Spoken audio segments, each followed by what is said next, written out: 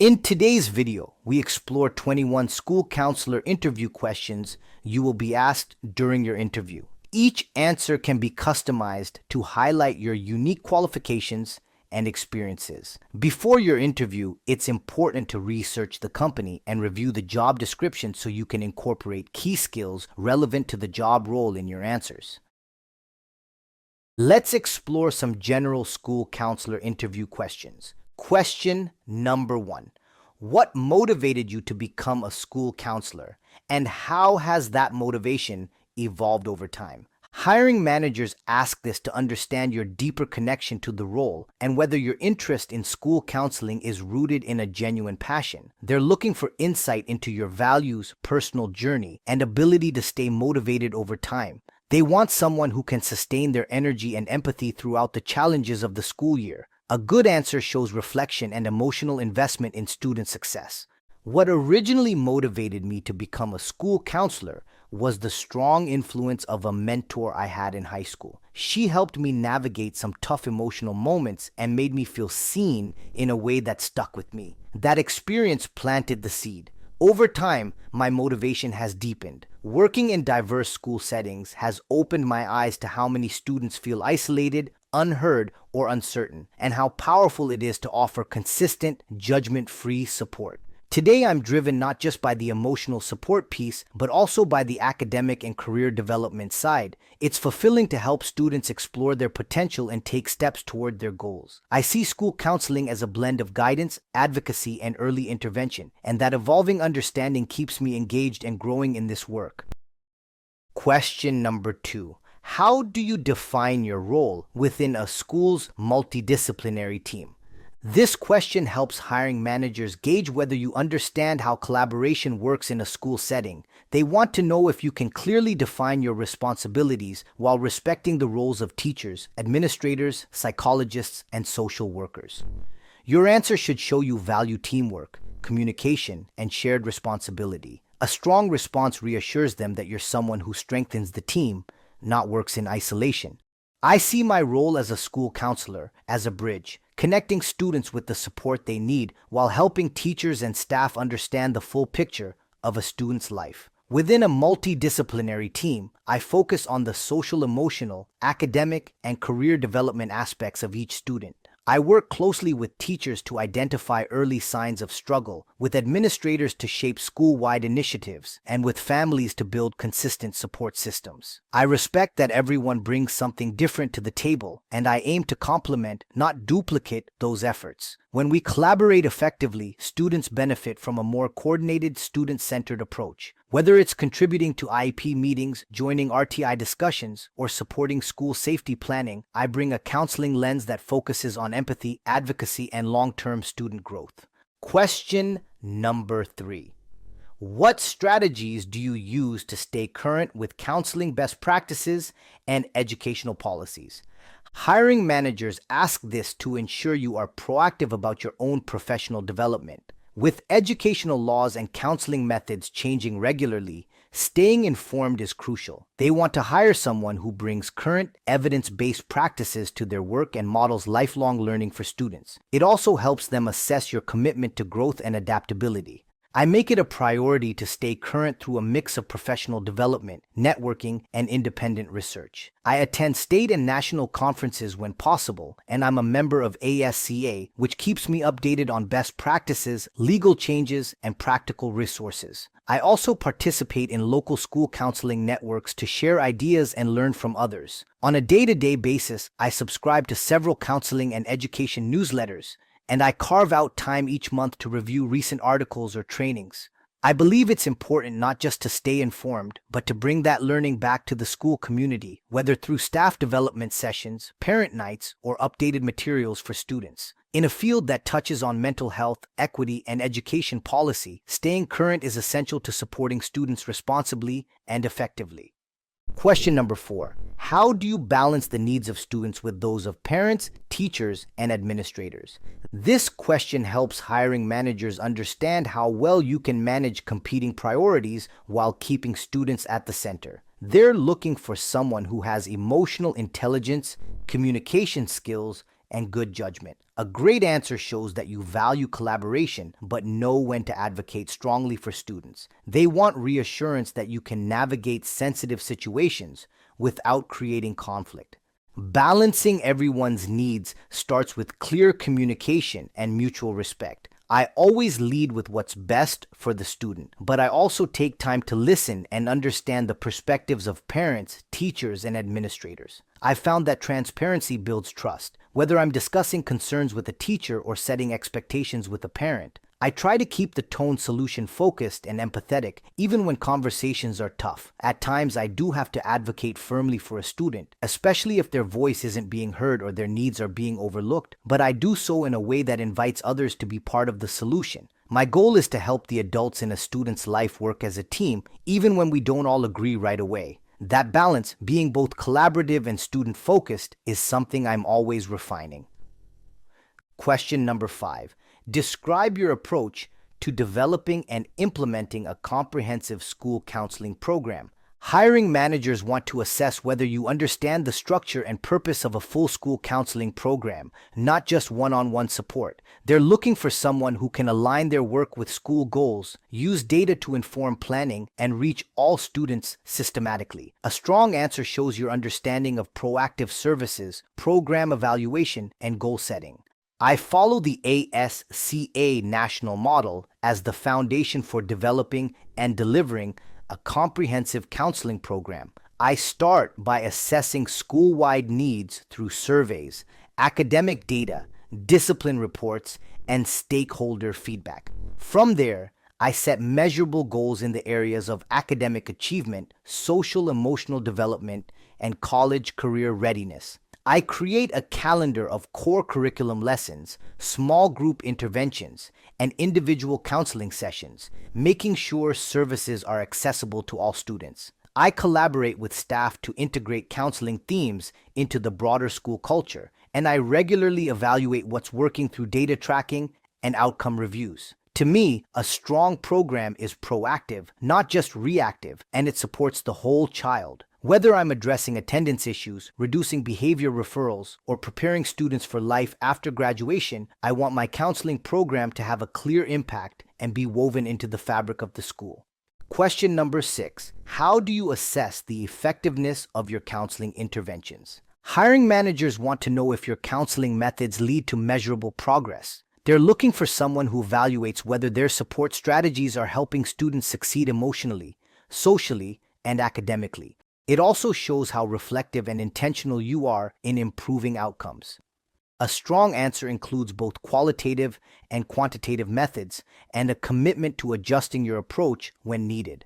When I assess the effectiveness of my counseling interventions, I combine student feedback, behavioral data, academic performance, and follow-up meetings. For example, if I run a small group for students struggling with anxiety, I'll look at attendance, changes in teacher-reported behaviors, and how students self-report before and after the sessions. I also check in with parents and teachers to see if the student is using coping strategies outside of our sessions. If something isn't working, I don't hesitate to adjust the plan or try different resources. I want every intervention to be practical and meaningful for the student, so reflection is a big part of my process. I also use pre- and post-surveys when appropriate, especially for structured programs, so I can track growth and report on outcomes in a way that supports the counseling department's goals.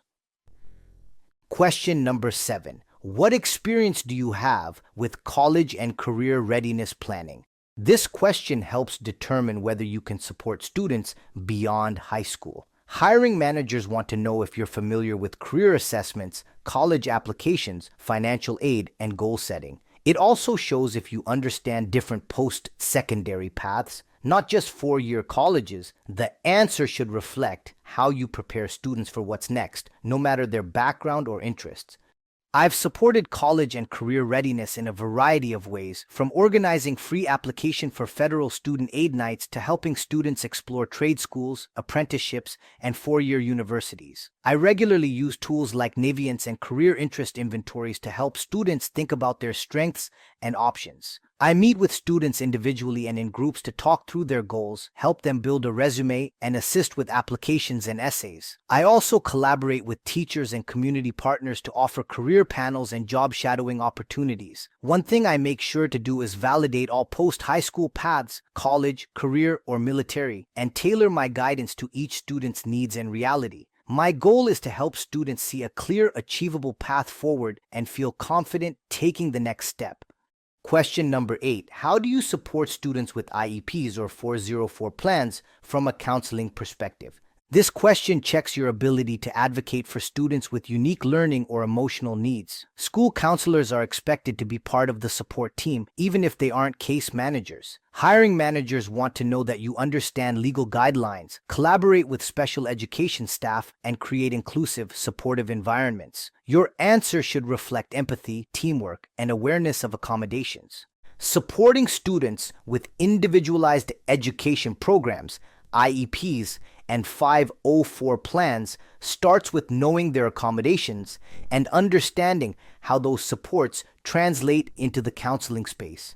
I make sure I review each plan carefully so that any emotional, behavioral, or academic interventions I offer align with their needs. I often collaborate with special education teachers, case managers, and parents to ensure consistency. For example, if a student has anxiety and gets extended test time, I'll also work with them on coping strategies and time management during our sessions. I attend IEP and 504 meetings and make sure the student's voice is part of those discussions.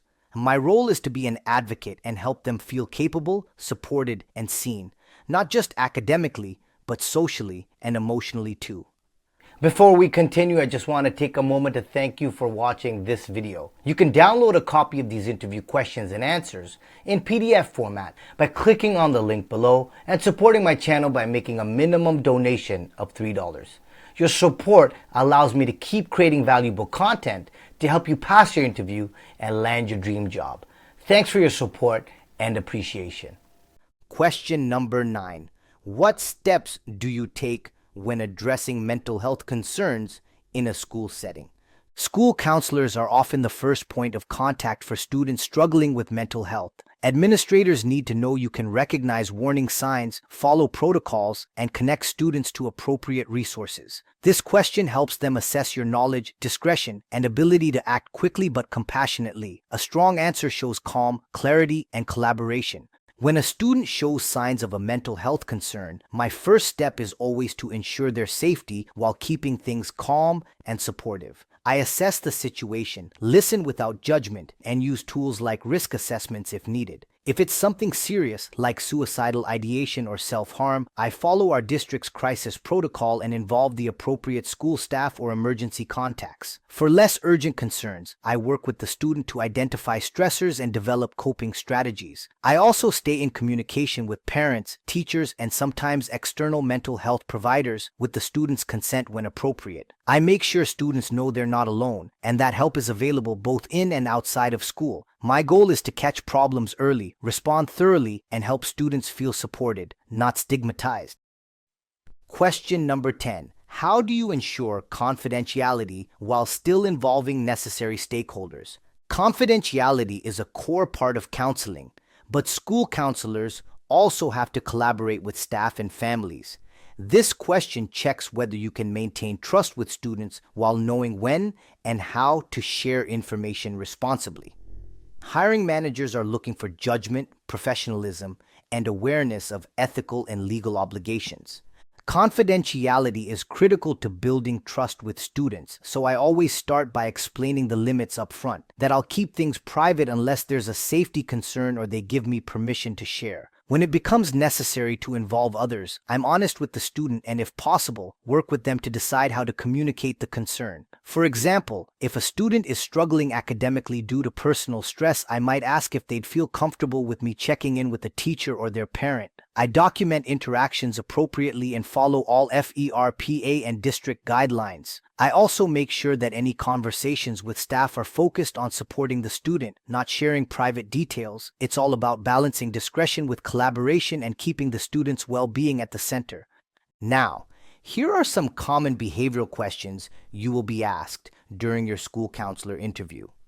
Question number 11. Tell me about a time you had to mediate a conflict between a student and a teacher. What was your approach and outcome? Hiring managers want to see how well you handle interpersonal conflicts, especially ones involving authority figures like teachers. This question helps them assess your communication skills, neutrality, and ability to build trust with both students and staff. It also shows how you prioritize relationships without compromising school expectations. Your answer should show your ability to listen actively and mediate fairly.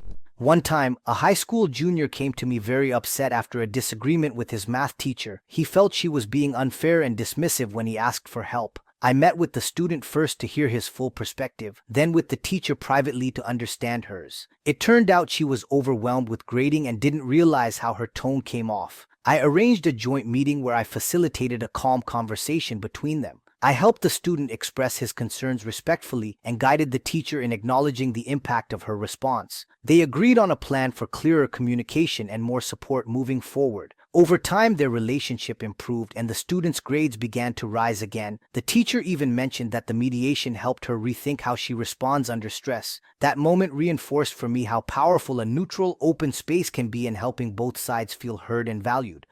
Question number 12. Describe a situation where you identified a student at risk. What actions did you take?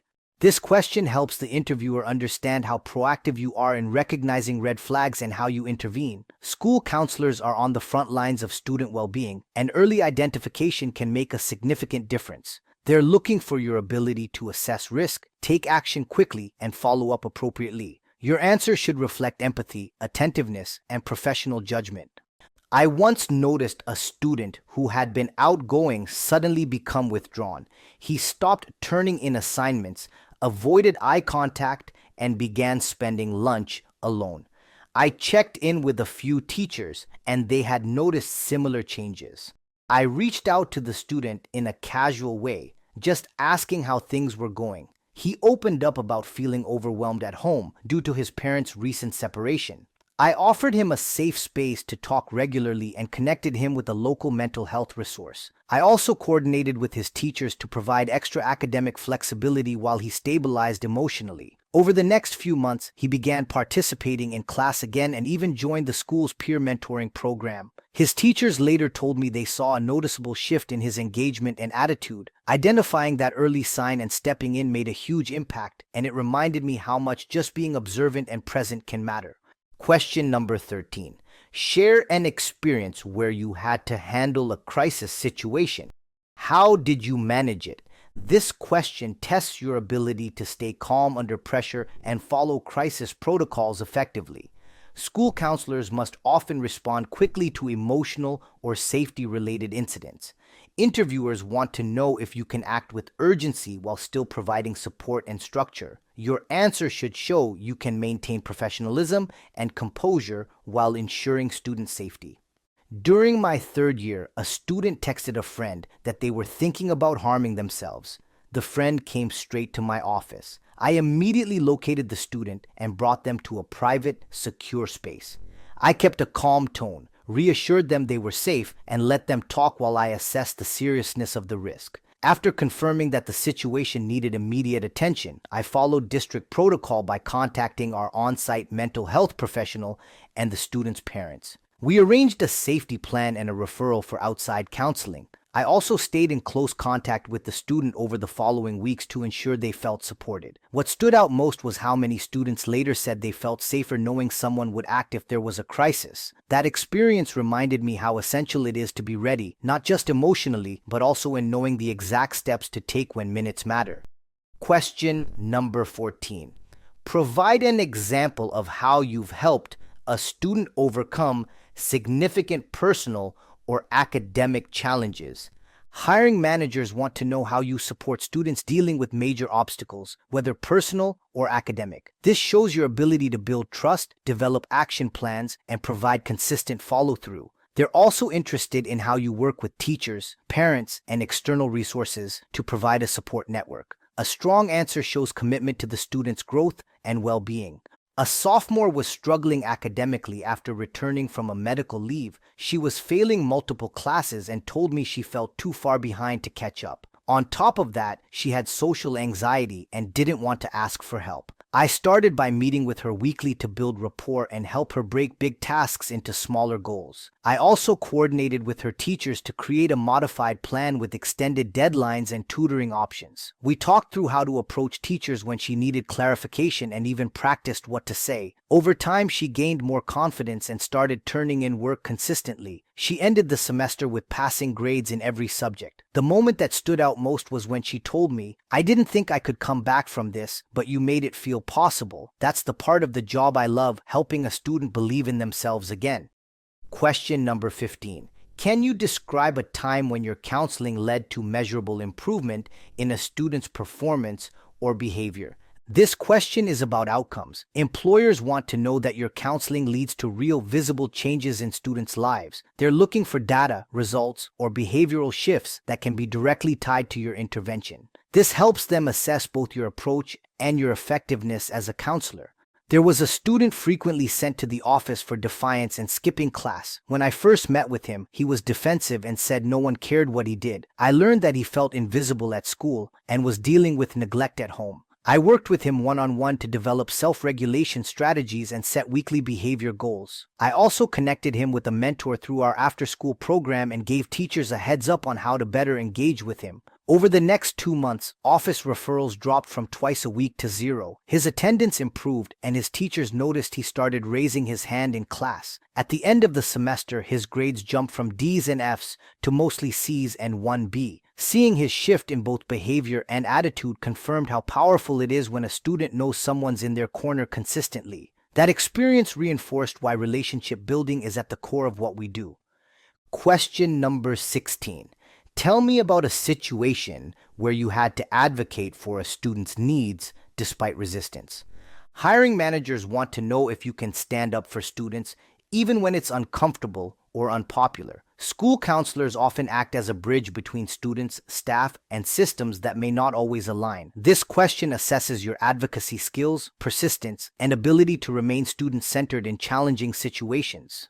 A few years ago, I worked with a student who had undiagnosed ADHD. His teachers labeled him disruptive and were pushing for disciplinary action. After several meetings, I felt strongly that the issue was being misunderstood. I gathered documentation, spoke with his family, and requested a full evaluation through the school psychologist. There was resistance at first. Some believed we were excusing behavior, but I stayed firm, focusing on what was best for the student. The evaluation confirmed ADHD, and we created a 504 plan that allowed him to thrive. He started using movement breaks and received extended time on tests, and his confidence grew. Advocacy isn't always easy, but it's necessary. That experience taught me that when we keep students at the center of the conversation, we can create real change, even if it takes some pushing. Question number 17. Describe how you've collaborated with families to support a student's well-being. This question evaluates your communication skills, empathy, and ability to work as a partner with families. School counselors need to build trust and respect diverse family dynamics while still focusing on student success. It's also a test of your cultural sensitivity and professionalism in emotionally charged situations. One student I worked with was struggling with anxiety and frequent absences. After a few one-on-one sessions, I reached out to the family. The parents were hesitant. They were working long hours and felt overwhelmed. But I reassured them that we were on the same team. I set up a flexible communication plan with weekly email updates and coordinated with the nurse, teachers, and a local therapist. We also created a gradual reentry plan for the student, starting with part days and building up. Over time, the students started attending more consistently and even joined the school's art club. The key was meeting the family where they were and making sure they felt supported, not judged. When families feel heard, they're more likely to engage, and that can make all the difference for the student. Question number 18. Share a time when you facilitated a group counseling session. What was the goal and what challenges did you face? This question checks your ability to lead structured group counseling sessions that are purposeful and effective. It also shows how well you manage group dynamics, set boundaries, and ensure student participation. School leaders want to know that you can guide a group toward meaningful progress, even with diverse personalities or emotional challenges. I facilitated a group for middle school students dealing with social anxiety. The goal was to help them build confidence in social situations and learn basic coping strategies. The biggest challenge early on was getting them to open up. They were quiet, guarded, and self-conscious. To create a safe space, I used structured icebreakers, gave them the option to pass, and gradually introduced role-playing activities. By week 4, students began supporting each other. One even shared how she used a breathing technique we'd practiced before giving a presentation. That moment showed me the value of consistency and patience in group work. Not everyone will engage right away, and that's okay. What matters is creating an environment where they feel safe to grow at their own pace. Question number 19. Tell me about a time you received critical feedback. How did you handle it, and what did you learn? Hiring managers are looking for emotional maturity, openness to growth, and the ability to take feedback constructively. In a school setting, collaboration often includes receiving input from administrators, teachers, and even families. They want to see if you can reflect without becoming defensive and use the feedback to improve. In my second year, an administrator shared that some teachers felt I wasn't communicating follow-up steps clearly after student referrals. At first, I felt a little deflated because I had been working so hard behind the scenes, but I took a step back and realized they were right. I hadn't been clear enough about my process. I thanked the administrator for the feedback and created a simple system where teachers would get brief follow-up notes or updates within 48 hours of a referral. I also made sure to check in more frequently during staff meetings. That feedback helped me become more transparent and proactive. I learned that people don't always see the work we're doing unless we bring them into the process, and that communication is just as important as the counseling itself. Question number 20. Describe an initiative you led or contributed to that improved the school climate or student outcomes. School leaders are looking for counselors who are proactive, not just reactive. They want to know if you can think strategically, take initiative, and improve school culture or outcomes in measurable ways. It also reveals how you align your work with school-wide goals and collaborate across roles.